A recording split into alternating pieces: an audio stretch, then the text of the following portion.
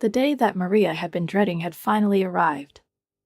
Tension had been hovering in the house since morning, as if a premonition of an impending storm had disappeared into the air, which was inexorably approaching, sweeping away the fragile peace in its path.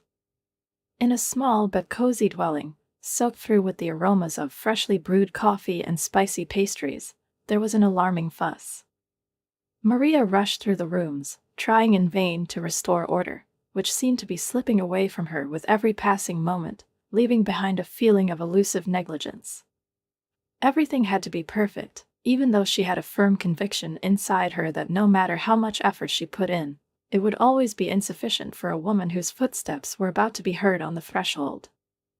Elena, her mother-in-law, strong, domineering, and unshakable in her beliefs, was already on her way, and even a distance of several tens of kilometers could not ease the inner tension that bound Maria's thoughts, forcing her to straighten napkins on the table, rearrange a vase of flowers, or scrutinize her outfit, in which she couldn't find any flaws until the last moment, but she still felt insecure.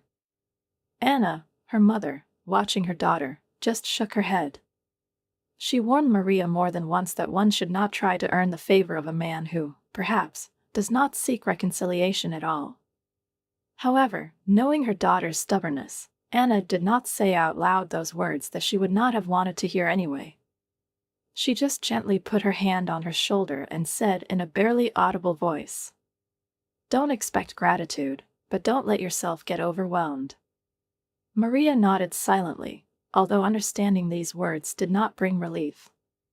The clock was inexorably counting down the minutes, and when the hand reached the appointed hour, the sound of a car door opening was heard at the entrance. Maria's heart stopped beating. She felt a lump rise in her throat, and an uneasy, oppressive feeling of inevitability spread through her chest. Alexander, her husband, who had previously kept a low profile, not showing his emotions, gave her an encouraging look and, adjusting the cuffs of his shirt, hurried to the door. There was a knock. Clear, confident, almost domineering. It seemed that it sounded not through the door leaf, but directly into Maria's mind, filling everything around her. For a moment, she wanted not to open it, to hide, to disappear, to pretend that she was simply not at home. But, pulling herself together, she stepped forward, put her hand on the cold door handle and, taking a deep breath, opened it. In front of her stood a woman whose face seemed to be carved from marble, so stern were the features, such a restrained look, such a cold smile.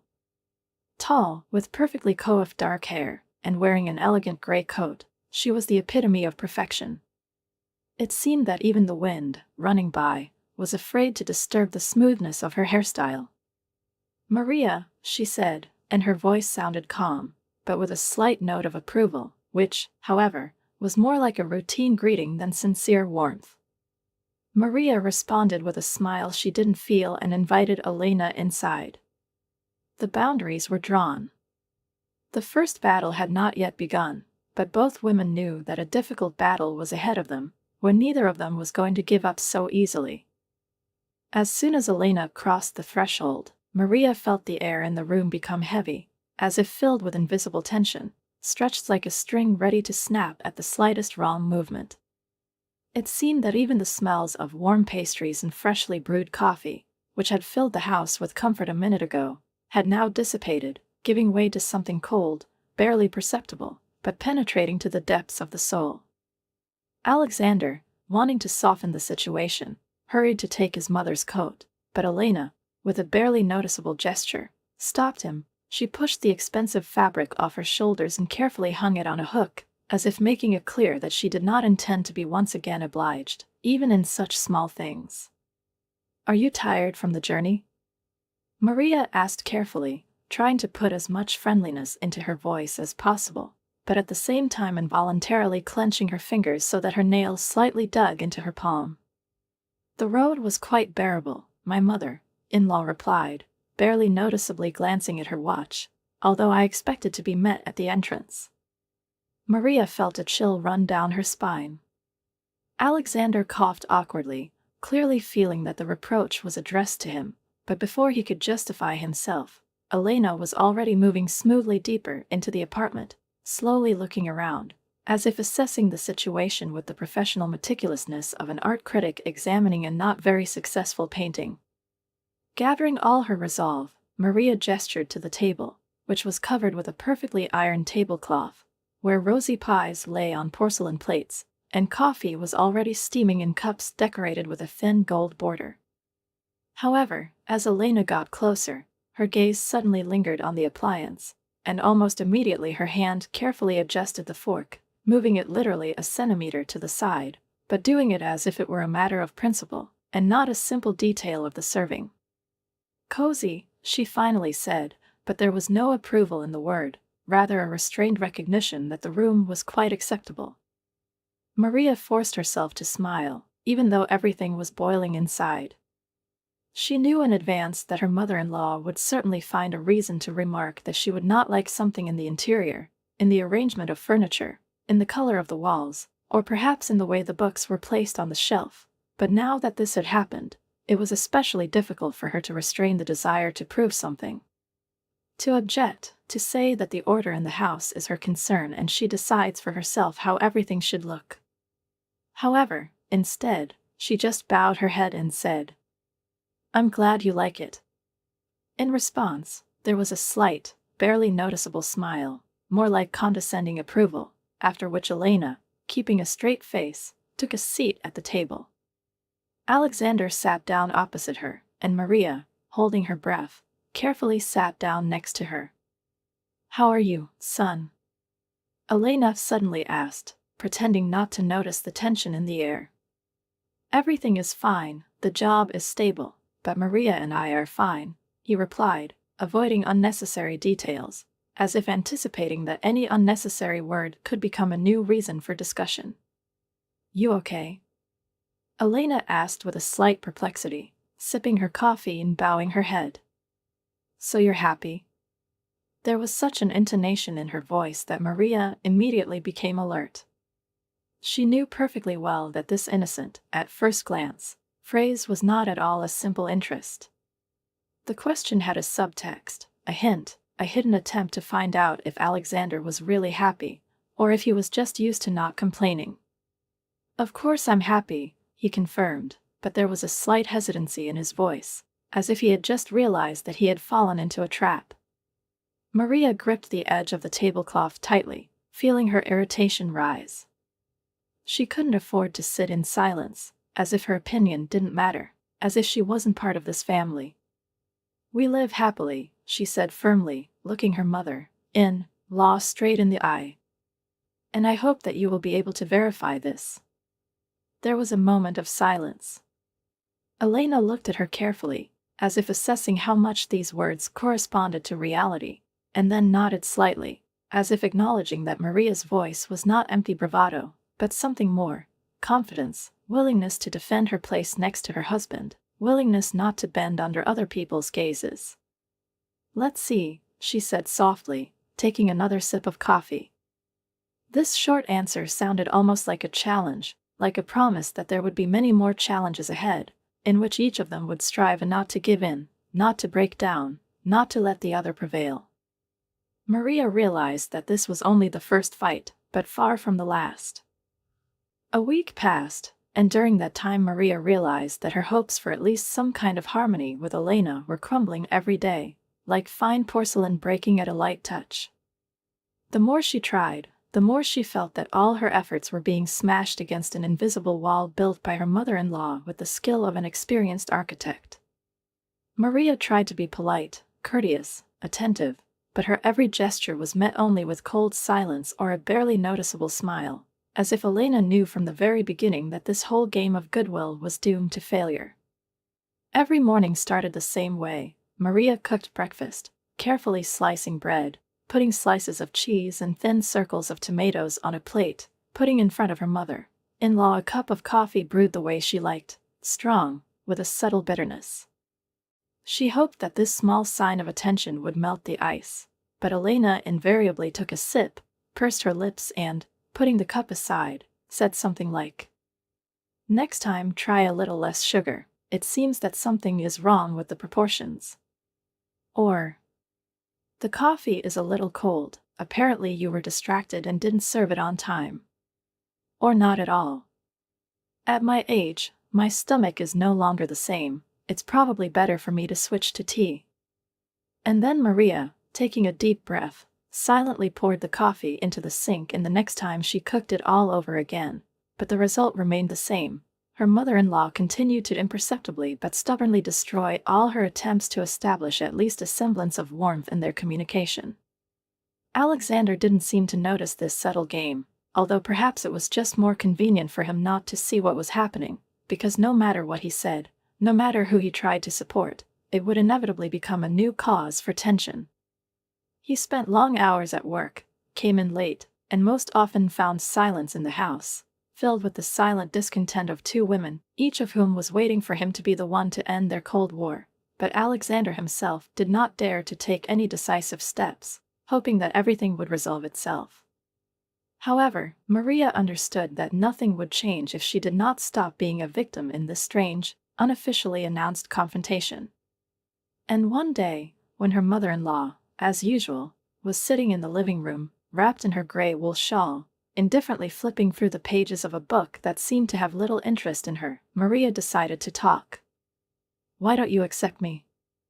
"What is it?" she asked bluntly, standing in front of Elena, trying not to show the excitement that squeezed her chest. "I see that you don't like me, I feel that you don't like my presence, but I would like to understand the reason." Elena slowly raised her eyes, put the book down on the arm of her chair and looked at it carefully, as if assessing how serious her intention to get to the truth was. "Do you want an honest answer?" "What is it?" she asked, without changing her expression.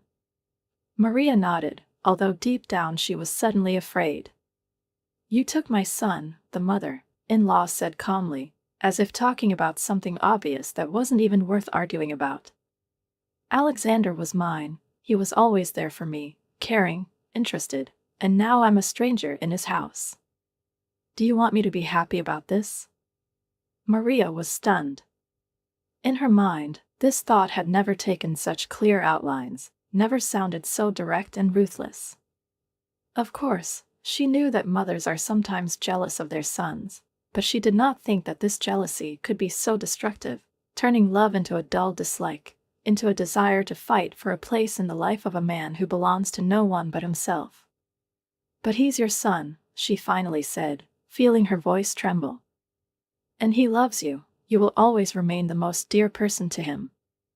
"That's not true," Elena said shortly, and her tone was so harsh that Maria flinched. "Now you come first for him." Maria wanted to object, to say that this was not the case, that there could be a place in a person's heart for several loved ones, but suddenly she realized that her words would not change anything. The mother-in-law did not seek reconciliation, did not want to hear consolation, did not seek an explanation. She was just stating a fact. Her world had changed, and she didn't like this new order of things. Maria felt something inside her crumble. She had tried so many times to find an approach, to please, to establish a relationship, and now she suddenly realized it was all in vain. There will be no warmth, no acceptance, because in this story she is not her son's daughter-in-law, not her son's wife, not a person to make friends with. She is an invader, a strange woman who came and took away her mother's most precious thing. It became unbearably hard for her. She suddenly realized that all her dreams of a big, close-knit family were a childish, naive fantasy, an illusion that she wanted to believe in so much. Elena would not accept her, no matter how hard she tried. Maria turned around and, without saying a word, left the room. My mother-in-law remained behind me, sitting in her chair as if nothing had happened. And for the first time, a feeling arose in Maria's soul that perhaps this house was not her home at all. Maria tossed and turned in bed all night, feeling Elena's harsh, cold words ringing in her head like taut strings, each of which, like a sharp blade, left deep, invisible wounds. She could not understand why her efforts and good intentions turned out to be worthless, why any manifestation of warmth was met with an icy wall, why the woman who was her husband's mother did not see her as a partner, friend, ally, but only as a rival, as if love for Alexander was a reward that only one person could receive, and not a feeling that can expand, filling the hearts of different people. She felt exhausted in the morning, but despite her fatigue, she got up earlier than usual, deciding that everything would be different today. She no longer wanted to be afraid of her mother-in-law's every look. She didn't want to guess her expectations. She didn't want to turn her life into an endless struggle for recognition that might never come. She just wanted to be herself, a woman who had a home, a husband, and the right to happiness, no matter how much it suited others. When Maria entered the kitchen, Elena was already sitting at the table, carefully breaking a piece of toast and thoughtfully looking out the window. Her pose was casual, but there was a restrained arrogance in her very relaxation. She felt like the mistress here, a person who did not need to prove anything to anyone. However, Maria no longer wanted to be the one who was infinitely inferior. "Alexander is cooking breakfast today," she said unexpectedly to herself, walking over to the coffee machine and ignoring her mother-in-law's surprised look. "What?" Elena raised her eyebrows, putting down her toast. "I'm tired," Maria continued calmly, measuring out the ground coffee and pouring it into the filter. "I'm tired of trying, tired of guessing, tired of trying to earn your favor when I see that you don't need it." Her mother-in-law was silent, studying her intently, as if assessing how true this sudden determination was, how far Maria was ready to go in this unexpected rejection of eternal pleasure. "So you're giving up?" "What is it?" she finally asked, slowly folding her arms over her chest. Maria turned to her, holding a cup of freshly brewed coffee in her hands, the aroma of which softly filled the kitchen. "I'm just stopping fighting in a war I've never been a soldier in." Elena grinned, but there was no sarcasm or annoyance in that grin, rather, a slight, barely perceptible recognition that something new had appeared in her daughter-in-law, something she hadn't seen before. At that moment, Alexander came into the kitchen, yawning and rubbing his face with his hands. He stopped on the threshold, looked at both women who were sitting opposite each other, and asked with obvious confusion, "Is something wrong?" Maria smiled, easily, without tension, feeling for the first time in a long time that she could breathe freely. "Yes," she said, taking a sip of coffee, "it happened." Over the next few days, Maria noticed how her own attitude towards her mother-in-law was changing. She no longer looked for hidden reproach in her every word, did not try to see the subtext where it might not have been, did not wait for recognition, because she realized that it was not that Elena did not accept her, but that she herself allowed it to have power over her. She no longer thought about how to please her mother-in-law, did not try to please her, did not try to change for the sake of other people's expectations.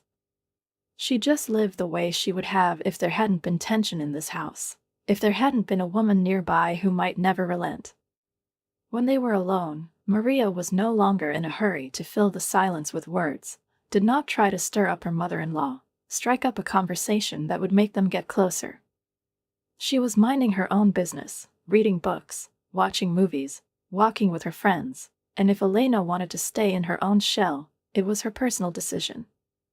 At first, her mother-in-law seemed confused. Maria no longer tried to please her, did not impose on her, did not offer help, but did not demonstratively withdraw, but simply existed nearby, without the desire to prove or change anything. And for the first time in all this time, Elena began to look at her differently, not as a strange woman who took her son away from her, but as a person who suddenly stopped being comfortable, but at the same time remained calm and confident. One evening, when Maria was reading a book in the living room, and Elena, as always, was sitting in her armchair, looking at something on her phone, an unexpected dialogue broke out between them. "Do you love Alexander?" "What is it?" her mother-in-law asked suddenly, without looking up. Maria took her eyes off the page, looked at it carefully and answered without a shadow of doubt. "Yes." "And you're willing to do anything for him?" Maria grinned, closed the book and said calmly, "I'm ready to be happy for myself." And happiness is not about pleasing others, but about finding harmony with what you can give and what you can accept. Elena looked up at her, and there was something like interest in her gaze, a faint glimmer of respect that hadn't been there before.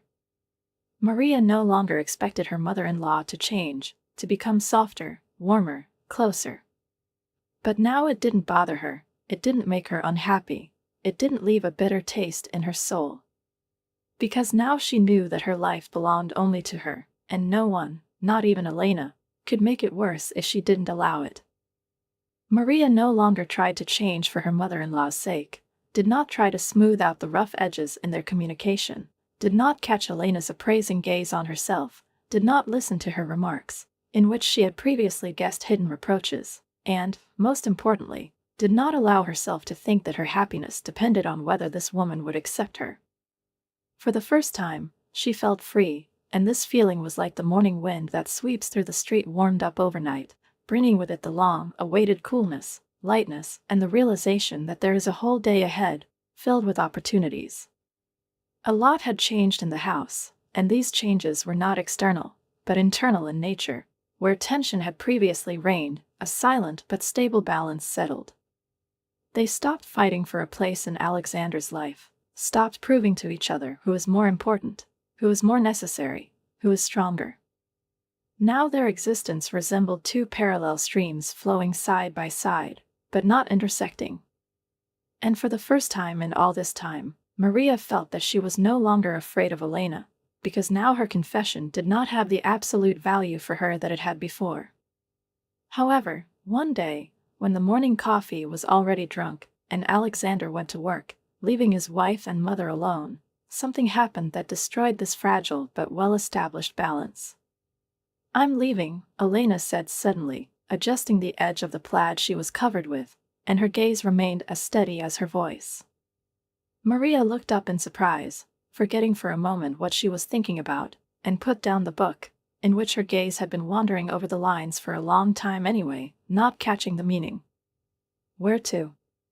"What is it?" she asked, feeling something strange and incomprehensible suddenly stir inside her, not alarm, not curiosity, not even a slight regret. "Home, the mother-in law replied simply, crossing her arms over her chest. "I think I've been here long enough." Maria didn't know what to say. She had been waiting for this moment, dreaming about it, imagining how relief would cover her when the door closed behind this woman who had poisoned her life with her cold for so long. But now that these words were spoken, for some reason she did not feel the joy that seemed to appear. "Does Alexander know?" "What is it?" she finally asked, watching her mother-in-law's slender fingers slide over the side of the cup, as if checking if there was a drop of coffee left there. "I told him yesterday," Elena nodded. "He tried to talk me out of it, but I don't see the point in staying. You're doing well, you're coping without me, and I don't want to be superfluous." Maria felt a slight tension in these words, but she remained silent, not knowing whether to say something that could change the situation. She suddenly realized that for all the time they had been living together, her mother-in-law had never made it clear to her that she felt comfortable in this house, that there was really something holding her here, except for the desire to watch her son, his life, and how his life was organized. "You don't have to leave," she said unexpectedly, although she knew perfectly well that this was exactly what she had wanted until recently. "If you feel comfortable here, if you like it." "I don't like it," Elena interrupted her, and her voice was as dry as autumn leaves that had fallen from a tree and were frozen on the ground waiting for the first snow. "But it's not your fault." Maria didn't know what to say. They looked at each other in silence, and there was something new in that look, not hostility, not cold indifference, but not warm acceptance either.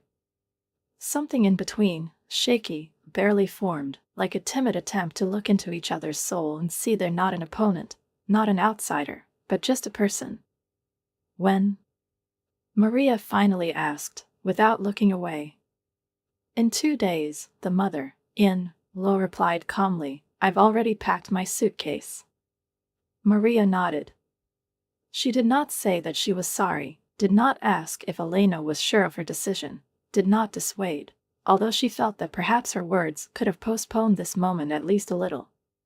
She just got up, went to the window and, looking out at the street where passers-by were hurrying about their business, suddenly realized that this house would never be the same again. 2 days flew by unnoticed. Everything was quiet, restrained, without long conversations and farewell speeches. Alexander, of course, tried to persuade his mother to stay, but she just shook her head, and Maria saw that there was not a drop of doubt in her decision. When she finally picked up her suitcase and headed for the door, there was a moment of tension in the air, as if all three of them were waiting for something to change, for someone to say something important, but they didn't. "Take care of yourself," was all Elena said, looking at her son, and then she looked at her daughter-in-law and, after a short pause, added, "and each other." Maria nodded, but couldn't say a word. When the door closed, the house became unusually empty. It seemed as if not only the man had disappeared, but also the invisible presence that kept them all in suspense. Maria sat down on the sofa, stared at one point, and only then realized that there was no joy, no relief, no sense of victory inside her, but a strange, hollow emptiness. She was no longer waiting for recognition, no love, no warm words. But for some reason, she suddenly wished that at that moment someone would tell her that everything was not in vain. Several weeks had passed, but there was still her presence in the house, subtle but distinct, like an echo of something that could not be erased from memory by the mere fact of her physical absence. Maria understood that now their lives had become simpler, freer, freed from the invisible shackles of someone else's gaze, from endless inner tension, from the need to look for hidden meaning in words and actions. However, with this came a strange silence, not dead, not oppressive, but unusual, as if the space around had become a little more empty, a little lighter, but also less significant. She had expected that when Elena left, all the worries accumulated during their difficult coexistence would disappear, but now she realized that emotions do not disappear into thin air so easily. Now, every morning, starting without her mother-in-law's usual glances, without her stingy comments and cold presence at the table, seemed to Maria a little more colorless than before, and although she would never admit it out loud, deep down it was strange for her to realize that the man with whom she had been fighting for so long the right to be himself simply disappeared, leaving behind no hint of the possibility of continuing this battle. Alexander felt the changes, but was in no hurry to voice them, as if he was afraid to upset the delicate balance that reigned in the house. He came home from work, smiled at Maria, told her about his day, kissed her on the forehead, as always, but now there was something new in these gestures, gratitude, relief, but also, oddly enough, a slight longing, which he himself might not have realized yet. Maria saw it in his eyes when he involuntarily cast a quick, almost imperceptible glance at the chair where his mother used to sit, in his voice when he talked about something insignificant, but as if looking for confirmation that everything had really improved now.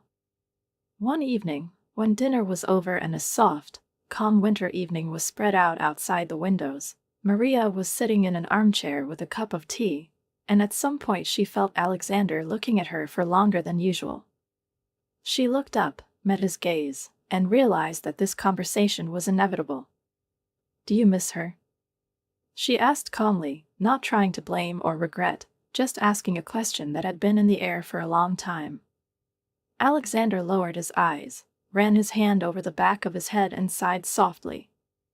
"I don't know," he answered honestly, frowning slightly. "I'm used to her always being around, that she's here somewhere, that she's a part of my life, even if it was hard for us together." Maria nodded silently, knowing exactly how he felt. "It's a strange feeling," he continued, shaking his head slightly. "On the one hand, I always wanted you and me to have more personal space, so that the house was just ours, so that you would feel comfortable in it, but now that she's gone, I find myself waiting for her call, her comments, even her displeasure. It's because it was also a part of me." Maria listened attentively, without interrupting, giving him the opportunity to speak out, knowing that he needed to say it out loud in order to understand it to the end. "Are you afraid you've hurt her?" "What is it?" she asked softly, taking a sip of the cooling tea. Alexander closed his eyes, as if he had shut himself off from reality for a second, and then, opening them again, wearily ran his hand over his face. "I know what I did, what was the right thing to do," he replied. But yes, it hurts me to think that she feels unnecessary. Maria stared at him for a long time before she uttered words that she probably didn't expect to say herself. So talk to her. Alexander abruptly looked up at her, in which amazement and cautious hope were mixed. What? Call her, go to her place, see how she lives, Maria said, feeling her voice sound firm inside, without a shadow of doubt. She's your mother, you shouldn't pretend that she's no longer in your life just because she couldn't accept the changes the way you would like. Alexander was silent for a long time, studying her expression, and then nodded slowly, as if he had finally realized what he should have realized even earlier. Do you really think so? Maria smiled, not broadly, not cheerfully, but warmly and sincerely.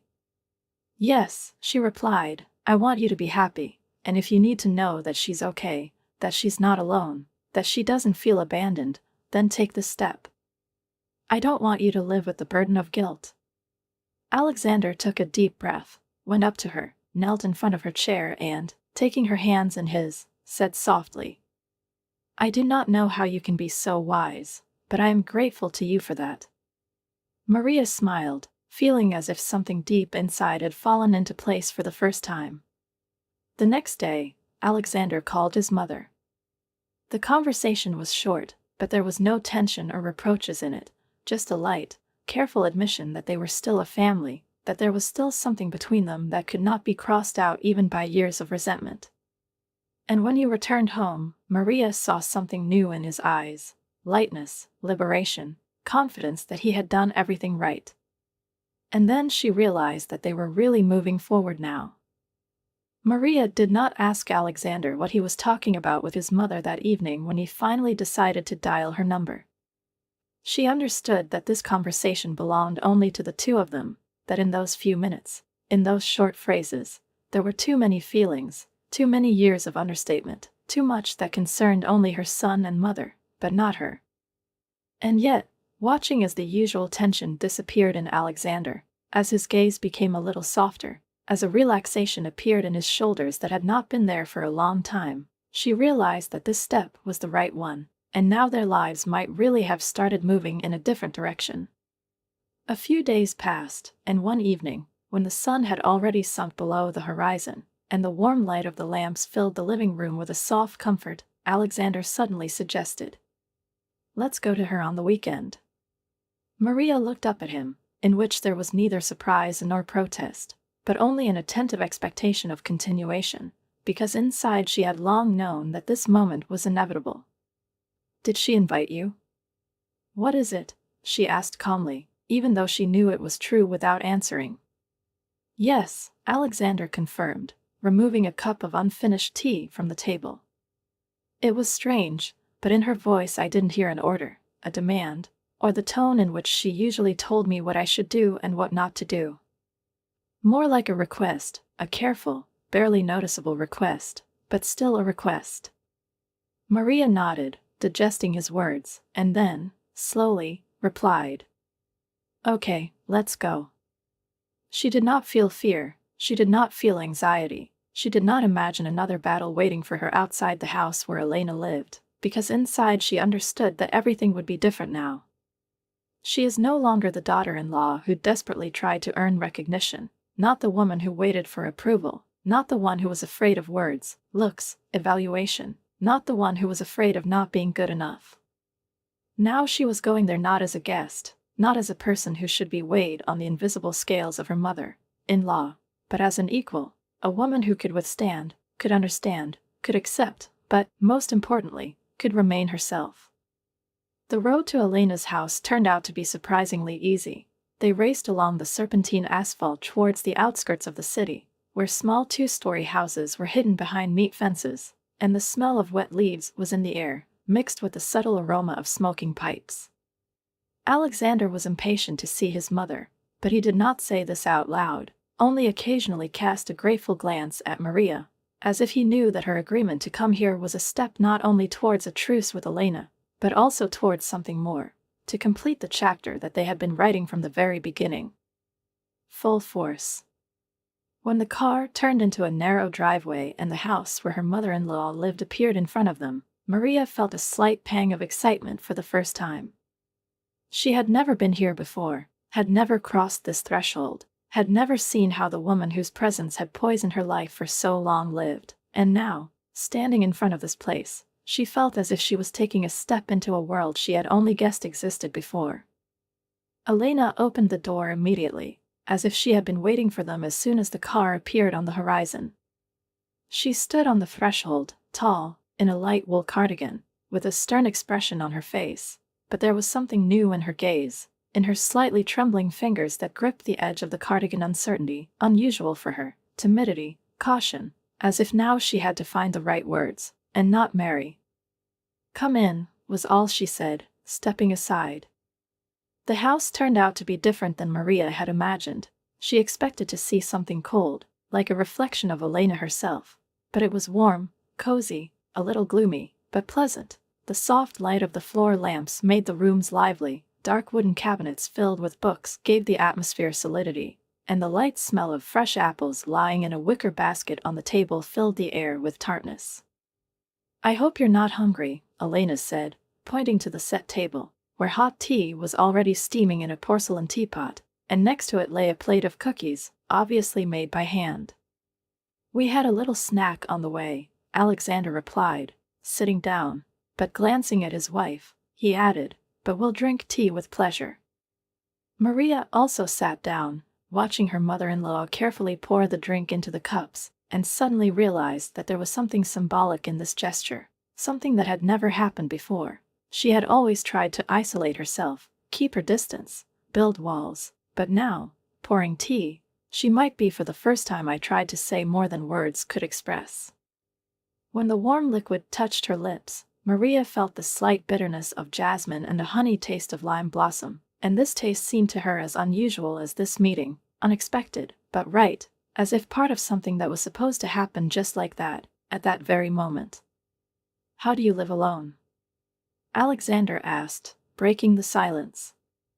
Elena thought for a moment, as if deciding how to answer correctly, and then said softly, "I'm used to it."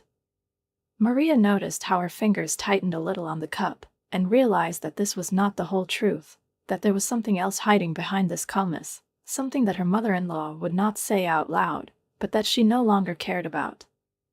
"But sometimes," she added suddenly, setting the cup aside, "I miss the noise." It was said almost in a whisper, almost insignificantly, almost casually, but there was everything in those words, an admission of loneliness, an admission that she cared, an admission that her world had changed and that perhaps she wasn't so sure she liked this new world. Maria felt something inside tremble, as the last piece of ice that still remained in her heart towards this woman melted, and suddenly realized that both of them in this story were not enemies, not rivals, but just two women who had been trying for too long to find their place next to each other. With a friend, but only now realized that this place has always been the same. "We can come more often if you want," she said unexpectedly, and there was no pity or concession in her voice, but only a sincere offer. Elena slowly looked up at her, and for a split second there was something in her eyes that Maria had never seen before: gratitude. She didn't say anything, just nodded, and in that nod Maria saw much more than she could have heard in words. Now their story was really starting a new chapter. A few months passed, and Maria gradually got used to the new reality, in which her life was no longer a battle for a place in the sun, was not a struggle for recognition, was not a series of invisible battles played out between her and her mother-in-law for every little thing, every word, every look. Now she no longer felt that she had to prove something, did not catch herself thinking that she was trying to meet other people's expectations, did not wonder what else could be fixed to earn approval. All of this is in the past, as if it didn't exist at all, as if it was just a page that finally turned over, leaving behind a slight aftertaste of strange, almost unusual freedom. She and Elena no longer avoided each other, but they also did not impose themselves. Their communication became natural, not so tense, not filled with hidden pitfalls, which previously inevitably broke all attempts to find a common language. Now they sometimes called each other, sometimes wrote short messages to each other, occasionally met over a cup of coffee, but at the same time there was no longer that tension in their interaction, that inner struggle that had previously permeated every conversation. Now Maria no longer felt fear of her mother-in-law's calls, did not expect criticism, did not prepare for new reproaches, but simply talked, answered, listened, and it turned out to be much easier than she could have imagined a year ago. One morning, when the air outside the window was filled with the freshness of approaching spring, and the sun was breaking through the curtains, flooding the room with a soft golden light, Maria, as usual, woke up before Alexander, brewed coffee with a habitual movement, sat down at the table and, opening the phone, saw a new message from Elena. It was short, almost concise, but in those few words there was an unexpected request that made Maria's heart stop for a moment. I would like to invite you to visit. Just like that. For no reason. I'll be glad if you come. She reread these lines several times, trying to figure out what exactly hurt her so much about these words. Previously, she had perceived any invitation from her mother-in-law as something inevitable, as an obligation, as a necessity that must be fulfilled for the sake of peace in the family. But now that the invitation sounded not like a demand, not as a trick, not as a game of raising her daughter-in-law, but simply as an offer, sincere, without hidden meaning, without subtext, without waiting for immediate submission, Maria suddenly realized that she wanted to agree. When Alexander, stretching, entered the kitchen, still sleepy, with disheveled hair, she handed him the phone, allowing him to read the message, and watched with interest as amazement flickered in his gaze, turning into a light, almost childish joy. Did she write it herself? What is it? He asked in surprise, and Maria nodded. By myself. And you want to go? She thought about it, took a sip of coffee, feeling its tart aroma fill her mouth, enveloping her with a slight bitterness, and then confidently said, Yes, I want to. Alexander grinned, sat down opposite her and, looking into her eyes, suddenly said softly, I never thought I'd hear that from you one day. Maria smiled too, easily, without a trace of the old bitterness, without the inner protection that she had previously unwittingly erected when it came to her mother-in-law. I didn't think about it either, she admitted, but it seems like things are really different now. A few days later, they went to see Elena. Now the road to her house did not seem alien to Maria, did not inspire anxiety, did not evoke a sense of inevitability, did not remind her of the past. This time, the trip was simple, casual, and almost familiar. They were not going to the house of a woman who had long remained a rival in her eyes, but to the house of a man who might finally be able to recognize her not as an enemy, not as a stranger, but as someone who occupies an important place in her life. Her son. When they arrived, the door opened immediately, and Elena stepped out onto the porch, greeting them not with a restrained, cold smile, but with a light, almost warm smile, in which there was more benevolence than Maria had ever seen before. Come on in, she said simply, taking a step back, I've just made tea. And at that moment, Maria realized that everything had really changed. Not abruptly, not suddenly, not immediately, but gradually, step by step, word by word, action by action, like spring, which slowly but inevitably replaces winter, filling the space with new life. She entered a house that no longer seemed alien to her, and for the first time in a long time she felt that this visit was not another test, but just a meeting in which there was no past, no tension, no struggle. It was just a new chapter in their lives.